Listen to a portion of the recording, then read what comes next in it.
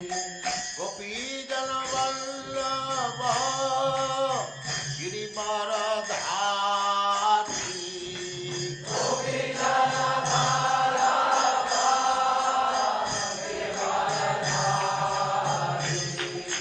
गोपी जन वल्लभ गिरिवरधारी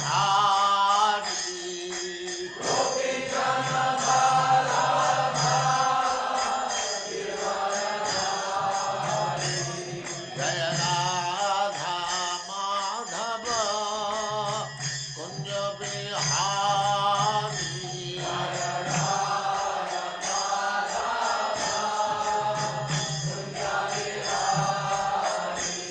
जय राधा माधव कुंज बिहारी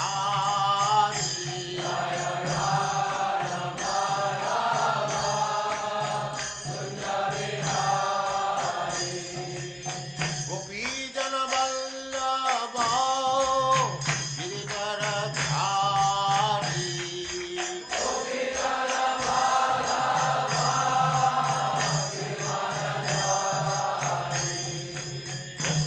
यशोदानंदन व्रज जन रंजन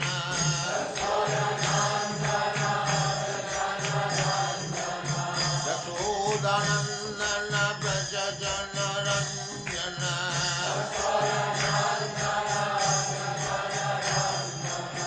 जमुना तीर वनचारी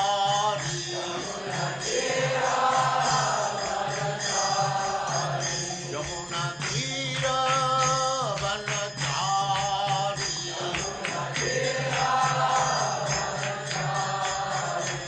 जय राधा माधव कुंज बिहारी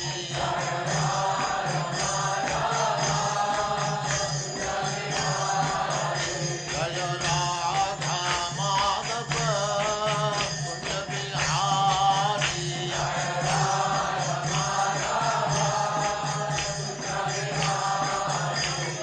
गोपी जन वल्लभ गिरिवरधारी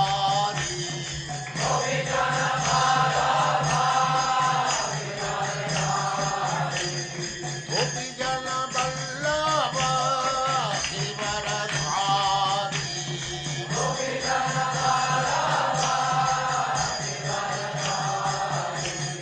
यशोदानंदन व्रज जन रंजन यशोदानंदन व्रज जन रंजन जमुना तीर वनचारी जय राधा माधव कुंज बिहारी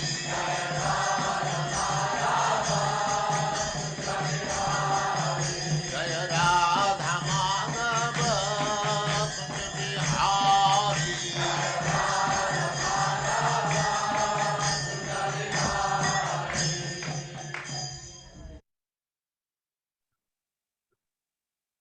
ओम नमो भगवते वासुदेवाय।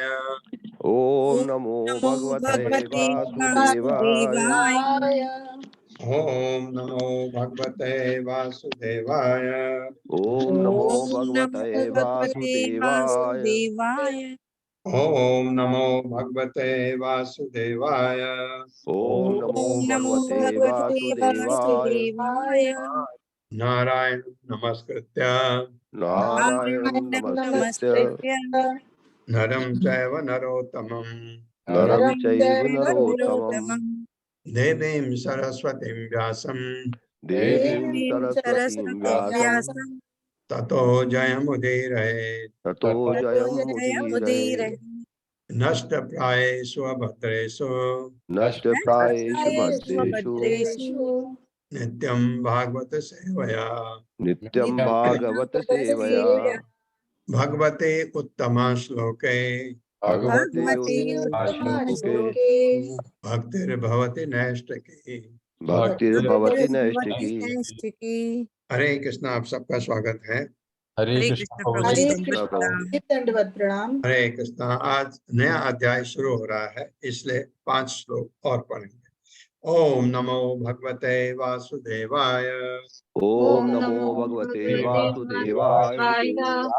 जन्माद्यस्य यतोऽन्वयात् जन्मादयस्य तोऽन्वयात् इतरस्तस्य अर्थेषु अभिज्ञस्वराट् पितरश्च इतरतस्य अर्थेषु विज्ञस्वराट् तेने ब्रह्म हृदय आदि कवये तेने ब्रह्महृदाय आदिकवये मुह्यन्ति यत् सूर्यः मुह्यन्ति यत् सूरयः तेजो वारिमृदां यथा विनिमयो तेजो वारिमृदां यथा विनिमयो यत्र त्रिसर्गो अमृषा यत्र त्रिसर्गो मृषा धाम्ना स्वेन सदा निरस्तु कुहकम् धाम्ना धाम्ना स्वेन सदा निरस्तकुहकम् सत्यं परं धीमहि।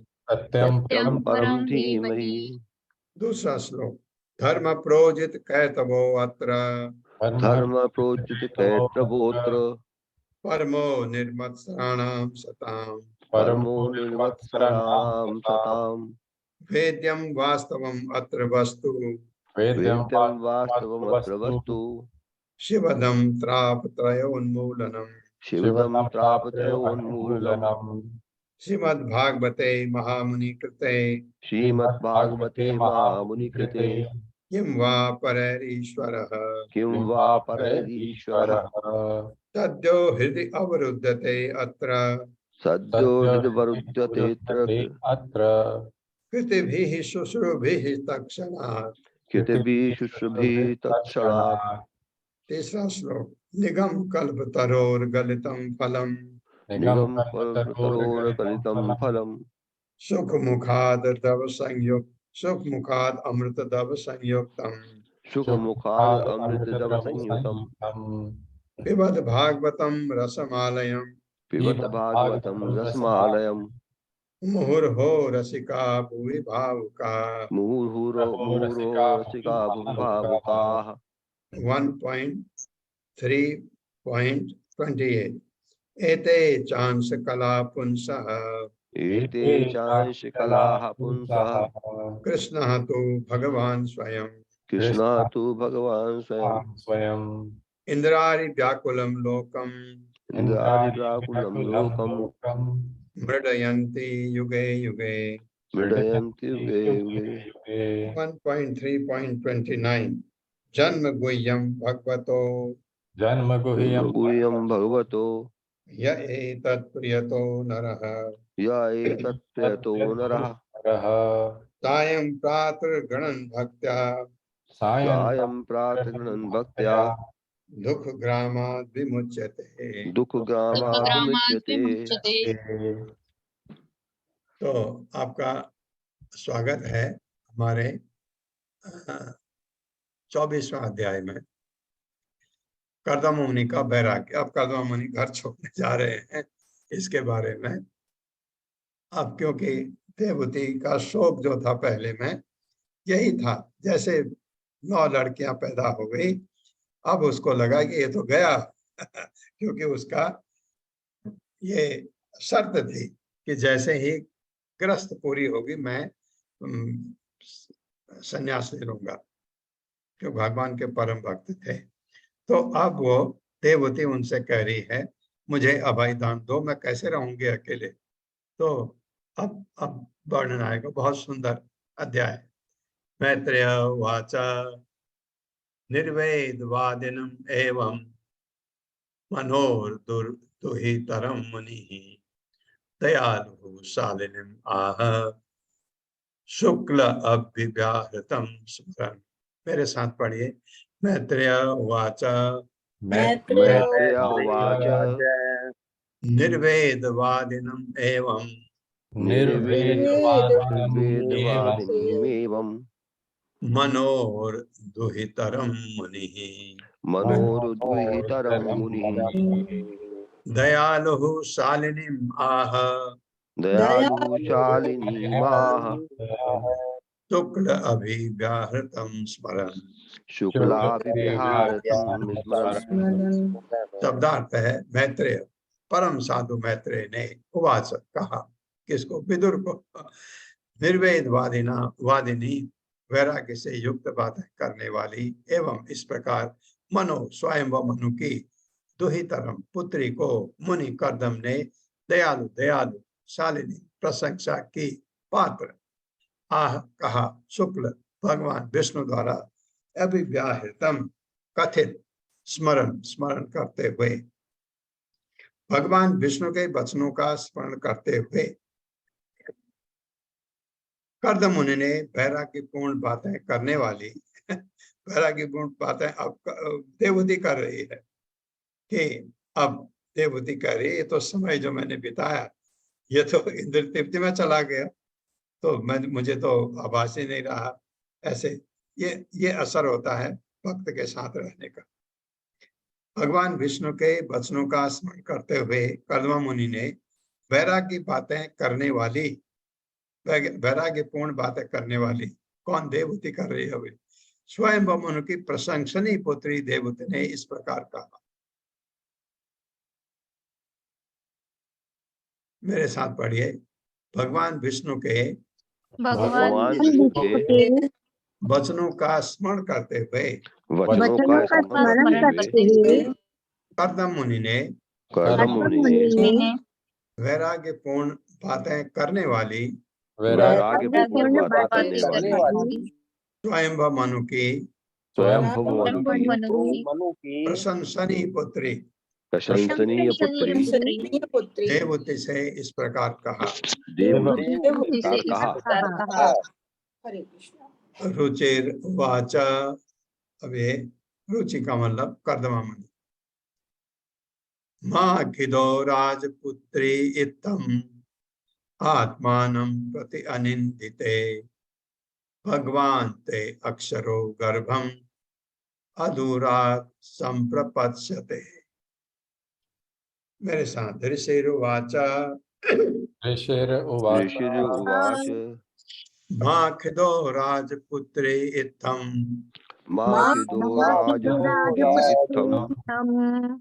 आत्मानं प्रति अनिंदिते, आत्मानं प्रति अनिंदिते, भगवान ते अक्षरो गर्भम भगवान ते अक्षरो गर्भम अधूरात् संप्रपत्स्यते। शब्दार्थ है ऋषि उवाच, ऋषि ने कहा, मां खिदः, निराश मत हो राजपुत्री, हे राजकुमारी, इत्तम इस प्रकार, आत्मानम अपने प्रति पति, अनिंदिते हे प्रशंसनीय देवहूति, प्रशंसनीय थी क्योंकि उसने भगवान के भक्त की तन मन धन से सेवा की थी।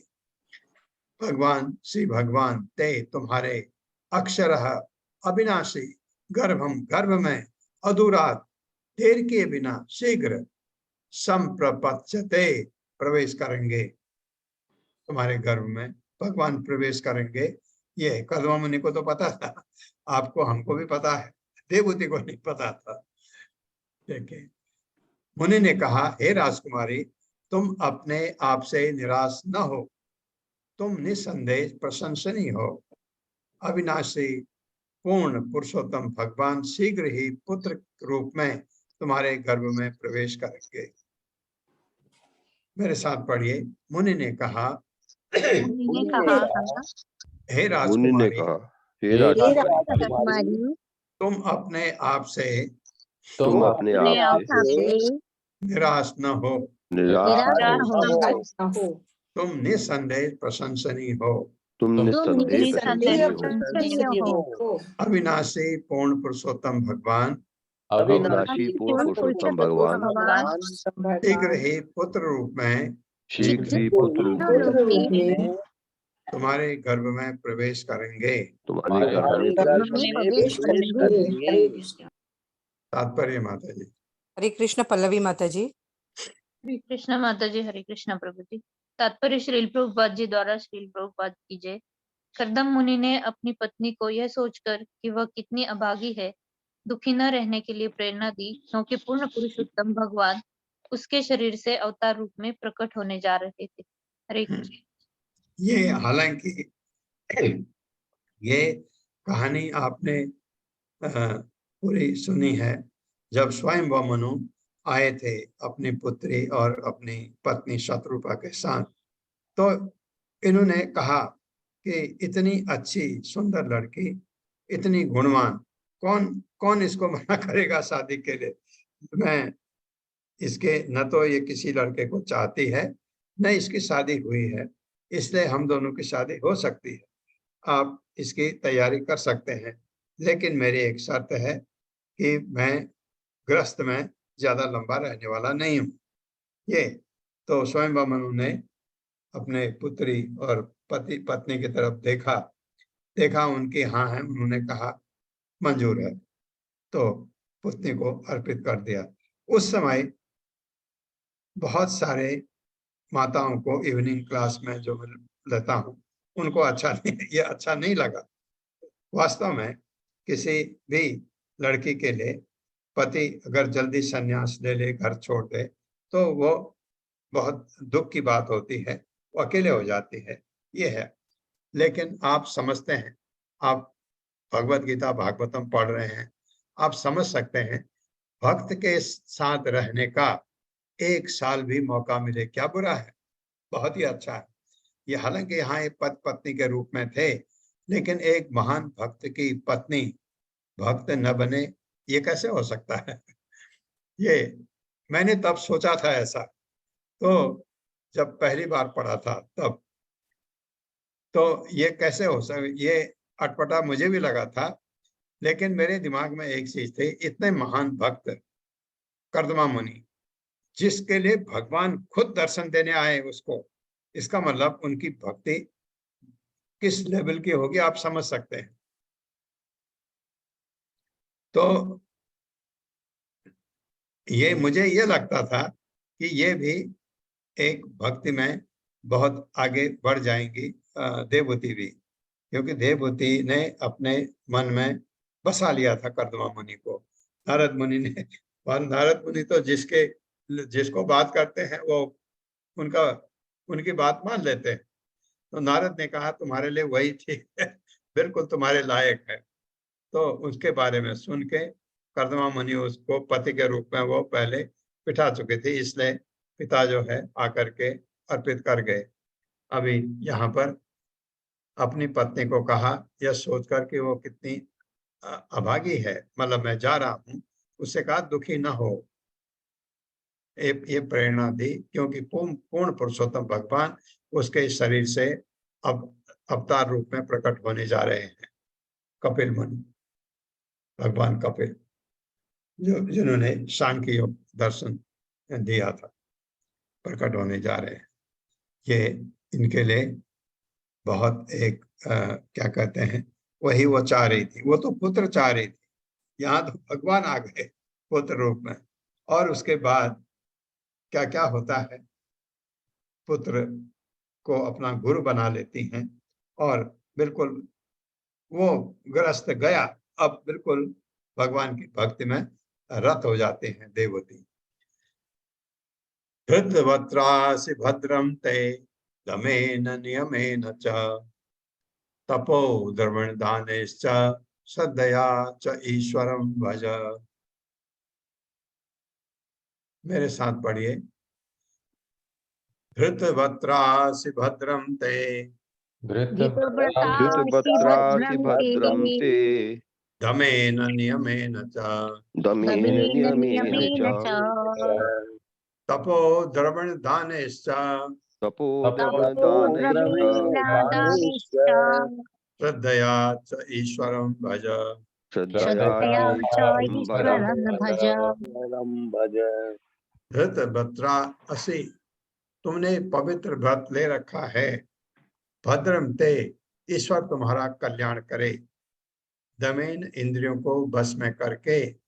नियमेन, धर्म के पालन से। च, तथा तपः, तपस्या। द्रविण, धन का दाने, दान करके। च, तथा श्रद्धया, श्रद्धा से। च, तथा ईश्वरम, परमेश्वर को भज, पूजा करो। कर्दमा मुनि कह रहे हैं देवती को, तुमने पवित्र व्रत धारण किए हैं, ईश्वर तुम्हारा कल्याण करे। अब तुम ईश्वर की पूजा अत्यंत श्रद्धा, संयम, नियम, तप तथा अपने धन के दान द्वारा करो। मेरे साथ पढ़िए। तुमने पवित्र व्रत धारण किए हैं, तुमने पवित्र व्रत धारण किए हैं, ईश्वर तुम्हारा कल्याण करे। ईश्वर तुम्हारा कल्याण करे। अब तुम ईश्वर की पूजा अब तुम ईश्वर की पूजा ईश्वर की पूजा अत्यंत श्रद्धा, अत्यंत अत्यंत श्रद्धा, श्रद्धा, संयम, संयम, संयम, नियम, नियम, तप तप तथा अपने धन के द्वारा करो। तथा अपने धन के द्वारा धन करो। के द्वारा करो। धन के द्वारा मतलब धन का दान करो। धन तुम्हारे पास है तो, नहीं है तो कहां से करोगे? ये आप लोग भी याद रखो। अत्यंत श्रद्धा, बिना श्रद्धा के भक्ति नहीं हो सकती। संयम, अपने में संयम बहुत जरूरी है। नियम, नियम के साथ, ऐसा नहीं कि सुबह पूजा हो रही 10 बजे, ऐसा नहीं, नियम है सुबह का। तप, तपस्या करो, हरे कृष्ण कृष्ण कृष्ण हरे। और क्या तपस्या है? एकादशी का व्रत करो, और जन्माष्टमी के दिन, श्री कृष्ण जन्माष्टमी के दिन व्रत करो, और रामनवमी के दिन जब व्रत करो, ये चीजें। तथा अपने धन के द्वारा अपने धन का दान करो। दान उचित जगह पर होना चाहिए। मेरे साथ पढ़िए। तुमने पवित्र व्रत धारण किए हैं, तुमने पवित्र धारण किए हैं, ईश्वर तुम्हारा कल्याण करे। ईश्वर तुम्हारा कल्याण करे। अब तुम ईश्वर की पूजा अब तुम ईश्वर की पूजा अत्यंत श्रद्धा, अत्यंत श्रद्धा, संयम, संयम, नियम, नियम, तप तप तथा अपने धन के दान द्वारा करो। तथा अपने धन के दान अपने द्वारा धन के करो। द्वारा करो। तात्पर्य माता जी। हरे कृष्णा अलका माता जी। धन के द्वारा करो। हरे कृष्णा अलका माता जी।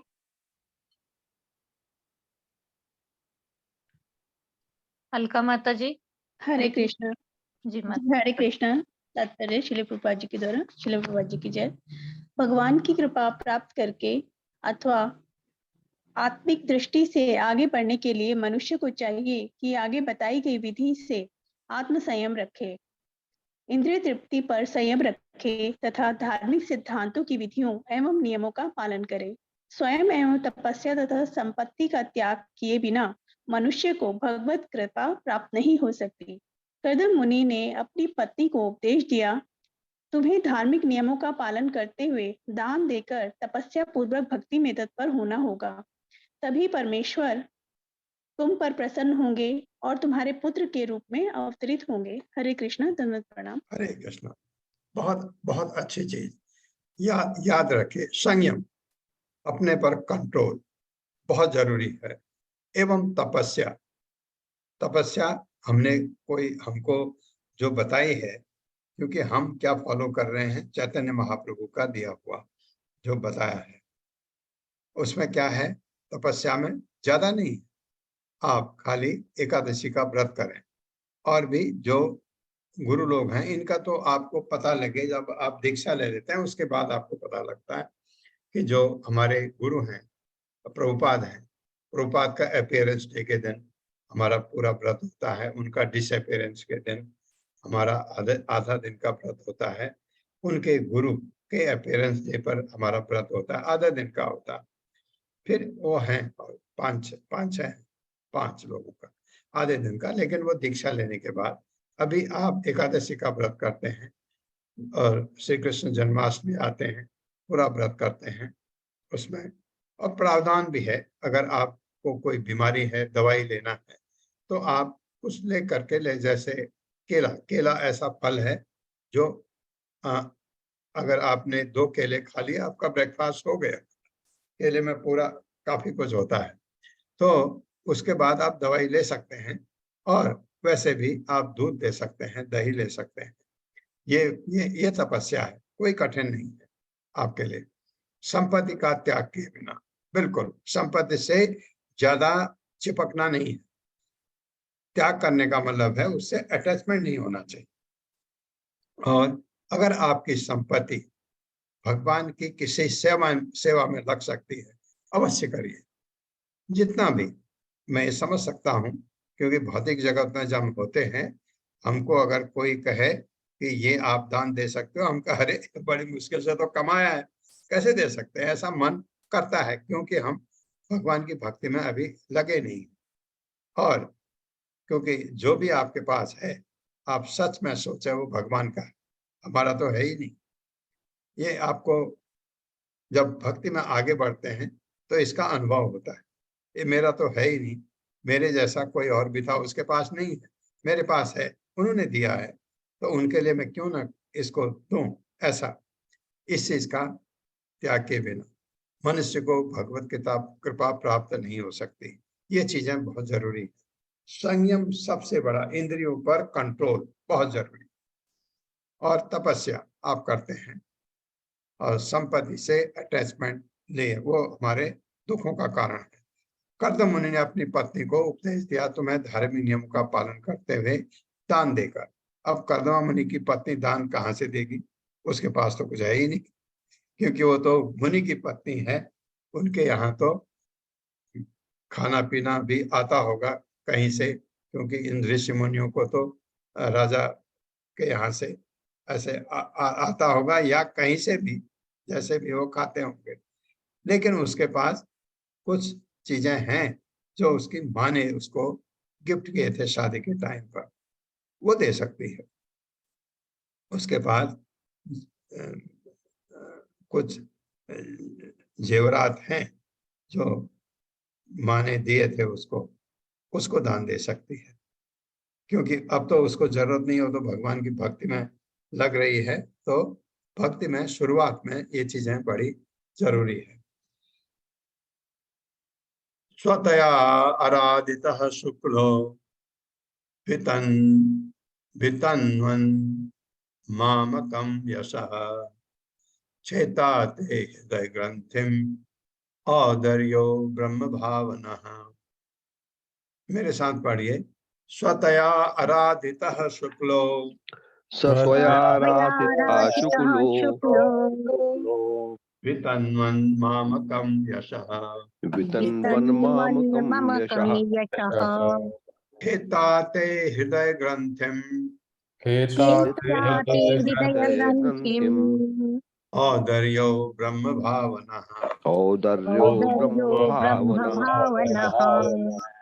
शब्दार्थ है सह वह त्वया तुम्हारे द्वारा आराधितः पूजित होकर शुक्ल श्री भगवान वितन्वन विस्तार करते हुए मामकम मेरा यशः यश छेता वे काट देंगे ते तुम्हारे हृदय हृदय की ग्रंथि गांठ औदर्य तुम्हारा पुत्र ब्रह्म ब्रह्म ज्ञान भावना शिक्षा देते हुए तुम्हारे द्वारा पूजित होकर श्री भगवान मेरे नाम तथा यश का विस्तार करेंगे। वे तुम्हारे पुत्र बनकर तथा तुम्हें ब्रह्म ज्ञान की शिक्षा देकर तुम्हारे हृदय में पड़ी गांठ को छिन्न कर देंगे। गांठ क्या होती है, हमारी भौतिक जगत से लगाव एकदम खोल दी, खत्म, भौतिक जगत से लगाव खत्म, ये कर देंगे कह रहे हैं। मेरे साथ पढ़िए। तुम्हारे द्वारा पूजित होकर तुम्हारे द्वारा पूजित होकर श्री भगवान मेरे नाम तथा यश का विस्तार करेंगे। मेरे नाम तथा यश का विस्तार करेंगे। वे तुम्हारे पुत्र बनकर वे तुम्हारे पुत्र बनकर तथा तुम्हें ब्रह्म ज्ञान की शिक्षा देकर तुम्हारे हृदय में पड़ी गांठ को छिन्न कर देंगे। हाँ, हालांकि देवहूति के हृदय में गांठ ज्यादा नहीं है, खुल रही है ऑलरेडी। उसने कहा मैं तो समय बर्बाद कर दिया इंद्र तृप्ति में, ये ज्ञान जिसको आ गया उसकी गांठ अब ज्यादा नहीं है, हल्की सी एक ही चीज उसमें खुल जाएगी भगवान के प्रवचन में। तात्पर्य माता जी। हरे कृष्णा वर्षा माता जी। हरे कृष्ण सभी को दंडवत प्रणाम। तात्पर्य श्रील प्रभुपाद द्वारा श्रील प्रभुपाद की जय।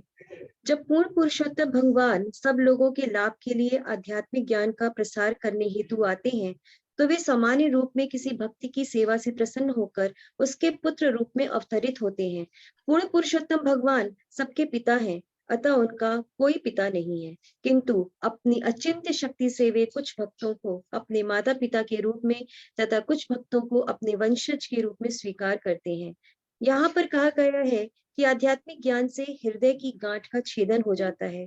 पदार्थ तथा आत्मा मिथ्या अहंकार की ग्रंथि से जुड़े रहते हैं। स्वयं की पहचान पदार्थ के रूप में करना उसे हृदय ग्रंथि कहा जाता है और वह समस्त बद्ध जीवों में विद्यमान रहती है। जो जो विषयी जीवन के प्रति आसक्ति बढ़ती जाती है, त्यों त्यों यह ग्रंथि कसती जाती है। भगवान श्री ऋषभ देव ने अपने पुत्रों को समझाया था कि यह भौतिक जगत स्त्री तथा पुरुष के मध्य आकर्षण के निमित्त एक वातावरण है और यह आकर्षण धीरे धीरे हृदय में एक ग्रंथि का रूप धारण कर लेता है तथा आसक्ति के कारण यह गांठ दिनों दिन और अधिक कसती चली जाती है। जो लोग भौतिक संपत्ति, समाज, मित्रता तथा प्यार के लिए ललायित रहते हैं, उनके लिए भौतिक आसक्ति की यह गांठ अत्यंत मजबूत हो जाती है। यह हृदय ग्रंथि केवल ब्रह्म भावना से अर्थात ऐसे उपदेश से जिसका आत्मज्ञान बढ़ता है छिन्न भिन्न होती है। इस ग्रंथि को काटने हेतु किसी भौतिक अस्त्र शस्त्र की आवश्यकता नहीं पड़ती, वरन इसके लिए प्रामाणिक आध्यात्मिक उपदेश की आवश्यकता होती है। श्री कंदन्व मुनि ने अपनी पत्नी देवहूति को उपदेश दिया कि श्री भगवान उसके पुत्र के रूप में प्रकट होंगे और भौतिक देहात्म भाव की ग्रंथि को काटने हेतु आध्यात्मिक ज्ञान का प्रसार करेंगे। हरे कृष्ण प्रभु जी। हरे कृष्ण माता जी। ये कितना अच्छा तात्पर्य प्रभुपाद ने लिखा है, इतना सुंदर। कदमा मुनि अपनी पत्नी को कह रहे हैं, ये जो ग्रंथि कहलाती है, ये ग्रंथि भौतिक आध्यात्मिक दो चीजें हैं हमारी।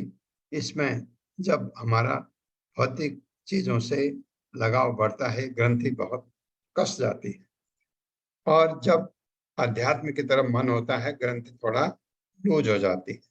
और जब पूरा आप भगवान को समर्पण कर देते हैं, ग्रंथि गायब। ये कब होता है? जब आपको आध्यात्मिक ज्ञान हो जाए कि अरे मैं कहाँ हूँ, क्या गलती कर रहा हूँ, मैं तो वास्तव में भगवान का दास हूँ या भगवान की दासी हूँ। भगवान मालिक हैं, हम उनके सेवक हैं। ये ज्ञान जब आ जाता है, वास्तव में ये ज्ञान मैं कह रहा हूँ, ज्ञान का मतलब अनुभूति भी होनी चाहिए, मुझे ऐसा रियलाइजेशन भी होना चाहिए कि ऐसा वास्तव में है, तो मेरी ग्रंथि जो है लूज हो जाएगी। और अगर मैं पूर्ण समर्पण भगवान को करूं, ग्रंथि गायब। तो ये कैसे हो सकता है? देवहूति के साथ में कर्दमा मुनि कह रहे हैं कि पुत्र रूप में वो तुमको ज्ञान देंगे। तो भगवान कपिल जो हैं, जो देवहूति के पुत्र के रूप में आते हैं, वो सांख्य योग की उन्होंने सांख्य योग के बारे में बोला है। सांख्य योग दर्शन उन्हीं के द्वारा दिया गया। तो वो सांख्य योग पहले बोलते हैं देवहूति को, सब बहुत सूक्ष्म में समझाते हैं कि तुम्हारा लगाव पदार्थ से नहीं होना चाहिए, पदार्थ से अपने से अलग करो। पदार्थ से हम चिपके हैं ना, पदार्थ का मतलब भौतिक चीजें। भौतिक चीजों में सब कुछ आ जाता है जो आध्यात्मिक नहीं है, उससे हमारा लगाव है और ये लगाव नहीं होना चाहिए, ये सांख्य योग कहता है। देवहूति ने सुना, देवहूति फिर उससे कहा, भगवान ये तो समझ आ गया जो आपने कहा, अब मुझे थोड़ा भक्ति के बारे में बता दे। तो भगवान कपिल अपनी माँ को भक्ति के बारे में भी बताते हैं। क्या चीजें? बहुत ही सुंदर वर्णन है उनका, जो भगवान कपिल अपनी माँ को देवहूति को उपदेश देते हैं। बहुत ही सुनने लायक है, एक एक अक्षर उसका नोट करने लायक है। मैत्रेय उवाच देवहूति अपि संदेशं गौरवेण प्रजापते सम्यक श्रद्धाय पुरुषं कूटस्थम अभजत गुरुम। मेरे साथ पढ़िए। मैत्रेय उवाच मैत्रेयवाचा देवहूति अपि संदेशम देवहूति अपि संदेशं गौरवेण प्रजापते गौरवेण प्रजापतिः प्रजापते सम्यक् श्रद्धाय पुरुषं सम्यक् श्रद्धाय पुरुषं कूटस्थम अभजत गुरुम। कूटस्थम् अभजत् गुरुम्। शब्दार्थ है मैत्रेय उवाच, मैत्रेय ने कहा, देवहूति अपि भी संदेशम आदेश गौरवेण आदर पूर्वक प्रजापते कर्दम प्रजापति है ना, सम्यक पूर्ण श्रद्धाय श्रद्धा पूर्वक पुरुषम पूर्ण पुरुषोत्तम भगवान कूटस्थम प्रत्येक के हृदय में स्थित अभजत पूजा की गुरुम अत्यंत पूज्य। श्री मैत्रेय ने कहा, देवहूति में अपने पति कर्दम के आदेश के प्रति अत्यंत श्रद्धा तथा सम्मान था। जितना उसने सोचा उससे कहीं गुना कर्दम मुनि थे। उसने कुछ सोचा होगा, ये पति मेरा ऐसा होगा, ये आपने देखा कि जो देवहूति थी, राजकुमारी थी, उसके अरमान, उसके क्या क्या वो चाहती है, ये पहले लगा ऐसा कि वो अपने तपस्या में है और पत्नी उनकी सेवा कर रही है, सूख के कांटा हो गई है, कितनी सुंदर थी, सारा शरीर, उसमें कोई आकर्षण ही नहीं, ऐसा देखा, खुश हुए उसके। और तब देवहूति बोली देवहूति बोली, मैं पत्नी हूं, आप मेरे को ये ध्यान रखो।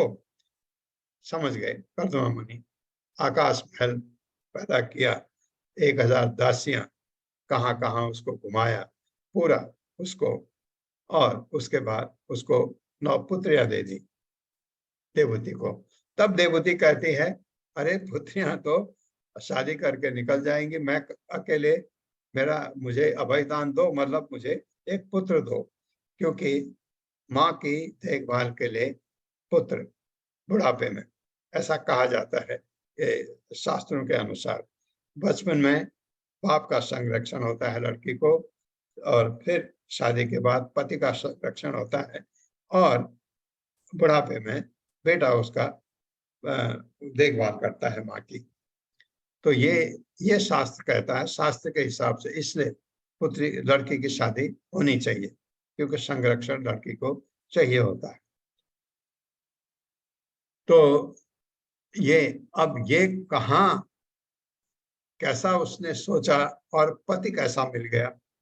और जब ऐसा पति भगवान का इतना परम भक्त कि उसकी भक्ति को देखकर भगवान के आंसू निकल आए, ऐसा भक्त, इतने खुश हो गए भगवान कर्दम मुनि को देख करके, और ये भी कह गए उसको, मैं तुम्हारे पत्नी के गर्भ में आऊंगा भगवान।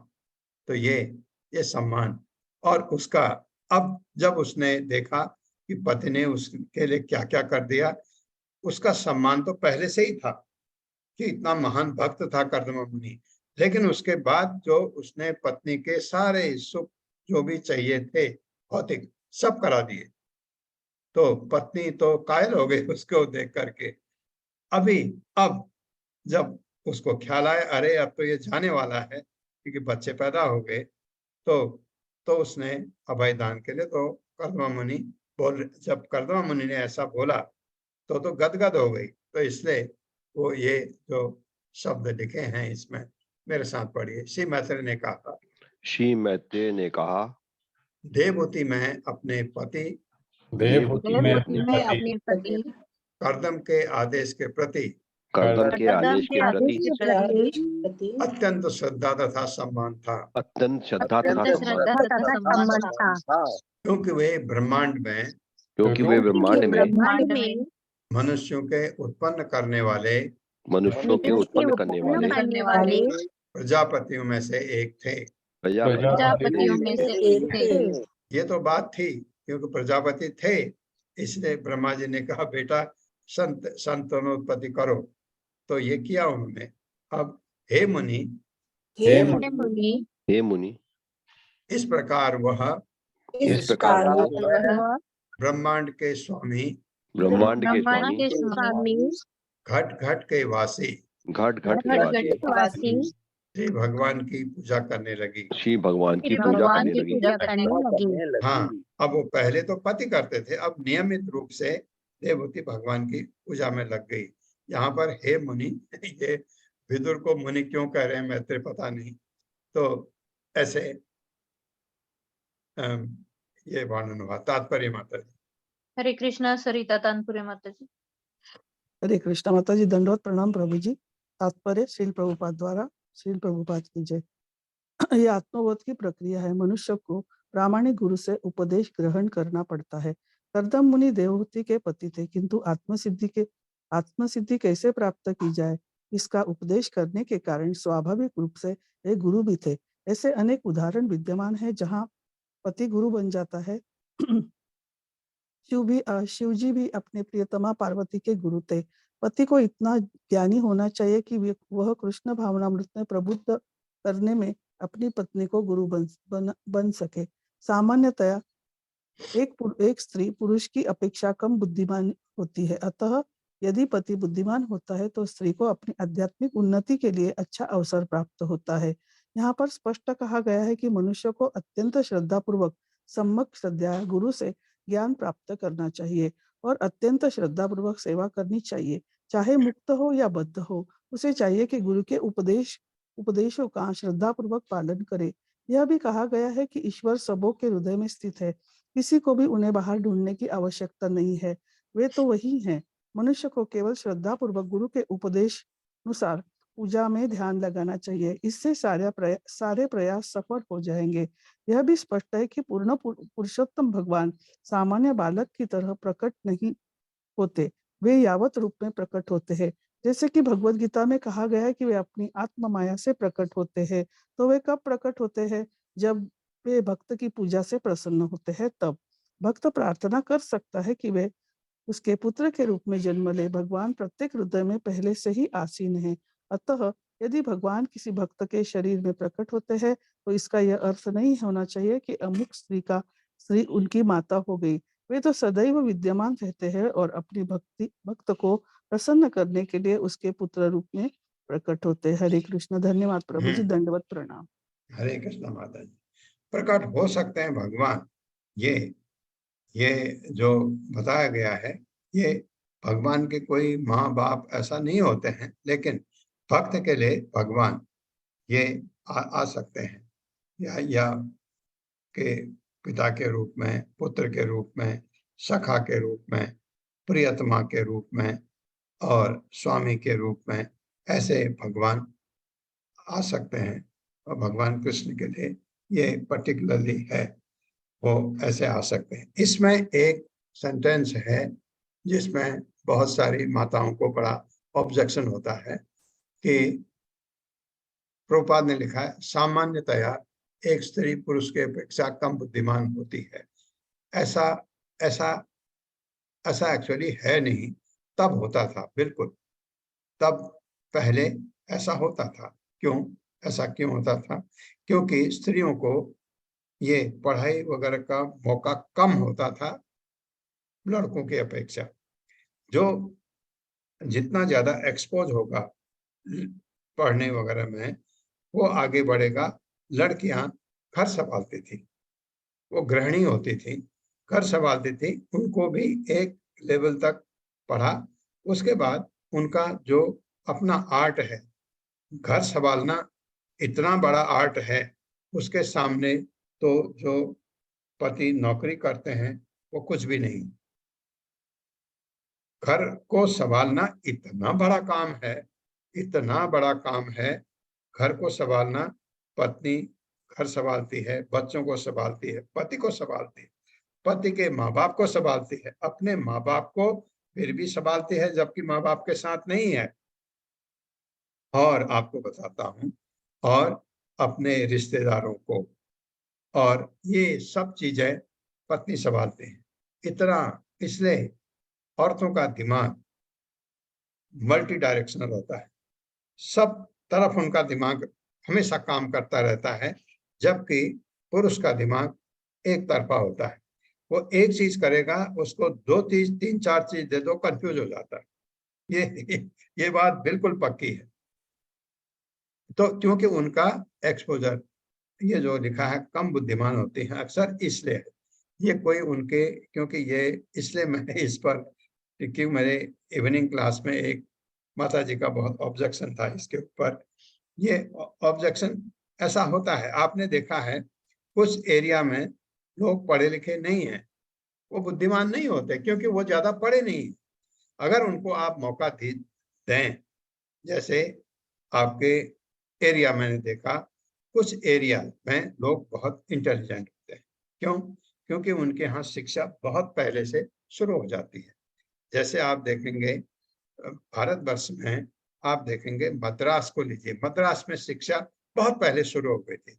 मद्रास के लोग, मद्रास चेन्नई बोलते हैं, तो तमिलनाडु बोलिए, तमिलनाडु के लोग अक्सर ऐसा माना जाता है वो ज्यादा इंटेलिजेंट होते हैं। क्यों? क्योंकि उनका एक्सपोजर पहले से ज्यादा था। अगर मैं ये कहूं कि सामान्यतया लोग तमिलनाडु के अपेक्षा कम बुद्धिमान होते हैं, तो गलत नहीं है। इसी तरह से यहाँ पर ये कहा गया है, इसमें बुरा दिल में लगाने की बात नहीं है। आप बहुत इंटेलिजेंट हैं, आप बहुत बुद्धिमान हैं, और ये इस वजह से प्रभुपाद ने बोला है। छठा श्लोक है, तस्यां बहुतिथे काले भगवान मधुसूदनः कार्दमं वीर्यम् आपन्नो यज्ञे अग्निरिव दारुणी। मेरे साथ, तस्यां बहुतिथे काले, तस्यां बहुतिथे काले भगवान मधुसूदनः भगवान मधुसूदनः कार्दमं वीर्यम् आपन्नो यज्ञे अग्निरिव दारुणी। यज्ञे अग्निर्दारुणी। शब्दार्थ है, तस्यां देवहूति में, बहुतिथे काले अनेक वर्षों के बाद, भगवान पूर्ण पुरुषोत्तम भगवान मधुसूदन, मधु असुर के संहारक, मधु नामक राक्षस को मारा था, इसलिए उनका नाम मधुसूदन है। कार्दमम कर्दम, वीर्यम वीर्य में, आपन्न प्रविष्ट किया भगवान ने, यज्ञ प्रकट हुआ, अग्नि ही आग, इव समान, दारुणी काष्ठ में। अनेक वर्षों के बाद मधुसूदन अर्थात मधु नामक असुर के संहार करता पूर्ण पुरुषोत्तम भगवान कर्दम मुनि के वीर्य में प्रविष्ट होकर देवहूति के गर्भ में उसी प्रकार प्रकट हुए जिस प्रकार किसी यज्ञ के काष्ठ में से अग्नि उत्पन्न होती है। मेरे साथ पढ़िए, अनेक वर्षों बाद, अनेक वर्षों बाद मधुसूदन मधुसूदन अर्थात मधु नामक असुर के संहार करता, अर्थात मधु नामक संहार करता पूर्ण पुरुषोत्तम भगवान कर्दम मुनि के वीर्य में प्रविष्ट होकर कर्दम मुनि के वीर्य में प्रविष्ट होकर देवहूति के गर्भ में उसी तरह उसी प्रकार प्रकट हुए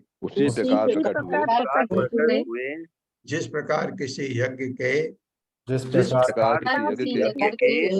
काष्ठ में से अग्नि उत्पन्न होती है। तात्पर्य। हरे कृष्णा अशोक प्रभु जी। हरे कृष्ण प्रभु जी, हरे कृष्ण माता जी। शीला प्रभुपाद जी की जय। शीला प्रभुपाद जी द्वारा तात्पर्य, यहाँ ये स्पष्ट कहा गया है कि भगवान यद्यप कर्दम मुनि के पुत्र के रूप में प्रकट हुए, किंतु वे है सदैव पूर्ण पुरुषोत्तम भगवान ही रहते हैं। काष्ठ में अग्नि सदैव विद्यमान रहती है, किंतु एक निश्चित विधि से अग्नि प्रज्वलित की जाती है। इसी प्रकार ईश्वर सर्वव्यापी हैं, वे किसी भी वस्तु से प्रकट हो सकते हैं। वे अपने भक्त के वीर से प्रकट हुए। जिस प्रकार सामान्यतः जीवात्मा किसी जीवात्मा के वीर का आश्रय लेकर जन्म ग्रहण करता है, उसी प्रकार श्री भगवान अपने भक्त के वीर में स्थित होकर उसके पुत्र रूप में अवतरित होते हैं। इससे उनकी परम स्वतंत्रता प्रकट होती है। इससे ये कदापि लक्षित नहीं होता कि वे किसी के गर्भ से सामान्य जीवात्मा की तरह जन्म लेते हैं। भगवान नृसिंह हिरण्यकश्यप के महल के खंबे से प्रकट हुए। भगवान बारहा ब्रह्मा जी के नथनों से उत्पन्न हुए और श्री कपिल कर्दम के वीर से उत्पन्न हुए। इससे ये नहीं समझ लेना चाहिए कि भगवान के प्राकट का स्रोत खंबा, नथुना या वीर है। भगवान भगवान ही होते हैं। भगवान मधुसूदन वे सभी प्रकार के असुरों का वध करने वाले हैं, और यदि किसी भक्त के पुत्र के रूप में प्रकट भी होते हैं तो भी भगवान ही बने रहते हैं। कार्दमम शब्द महत्वपूर्ण है क्योंकि ये बताता है कर्दम तथा देवहूति की सेवा से उनका प्रेम था, किंतु हमें ये समझने की भूल नहीं करनी चाहिए कि वे सामान्य जीवात्मा की तरह कर्दम मुनि के वीर तथा देवहूति के गर्भ से उत्पन्न हुए थे। हरे कृष्ण प्रभु जी, हरे कृष्ण माता जी, क्योंकि धन्यवाद। इस तरह अगर वो देवहूति के पुत्र रूप में आएंगे तो देवहूति को अच्छा लगेगा, क्योंकि उसको ऐसा उसको चाह थी, ऐसे चाह थी उसको कि मेरा एक पुत्र दे दो मुझे। पुत्र नहीं तो कर्दम मुनि ने तो भगवान ही दे दिए, क्योंकि भगवान कर्दम मुनि को बोल के गए थे, मैं तुम्हारी पत्नी देवहूति के गर्भ में आऊंगा, ये बोल के गए थे। जब इतने खुश हो गए थे कर्दम मुनि की तपस्या से, तो ये देवहूति को जो चाहिए, जितना चाहिए उससे कहीं अधिक मिल गया, क्योंकि उसने भगवान के भक्त की बहुत अच्छी सेवा की थी। अवादयन तथा व्योमनि वादित्राणि घना घना गायन्ति तम स्म गंधर्वा नृत्यन्ति अप्सरसो मुदा। ये अब ब्रह्मा जी को भी पता लग गया। अवादयन तथा व्योमनि, मेरे साथ पढ़िए।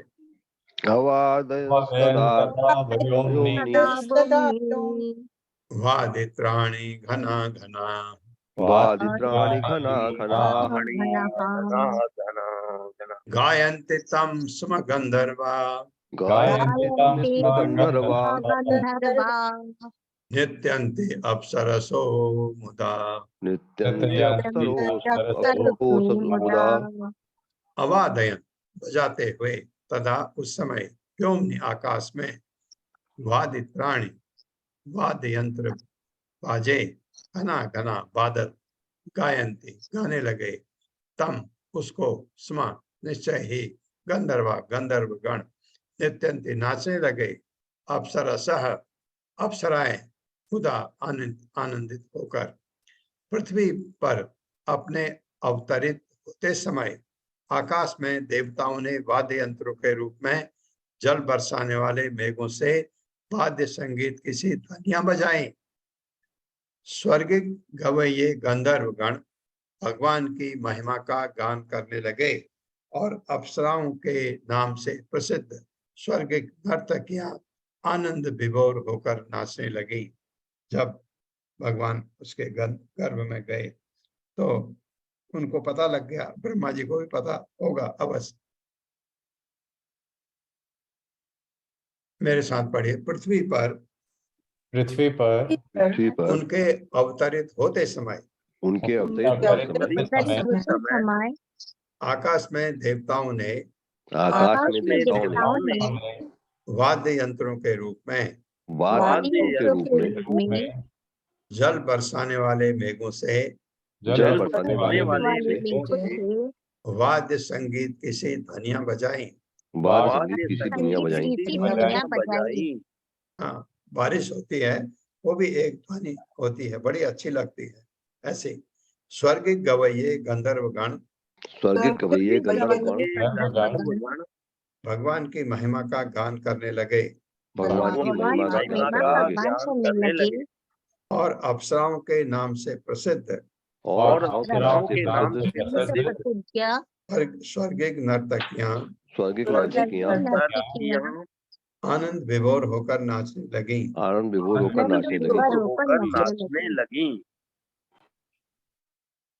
पेतुः सुमनसो दिव्या खेचरैरपवर्जिता। एक मिनट। हाँ,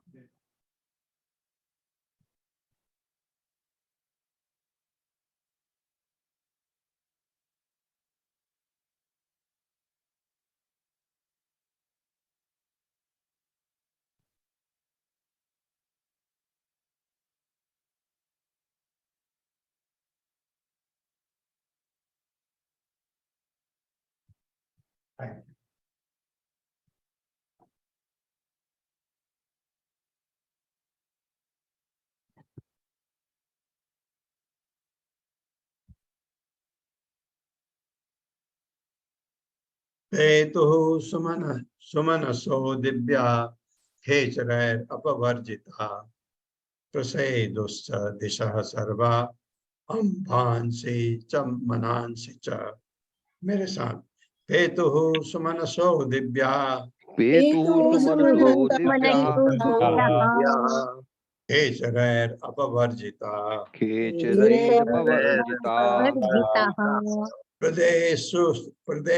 प्रसेदुश्च दिशः सर्वा प्रसेदुश्च दिशः सर्वा अंभांसि च मनांसि च।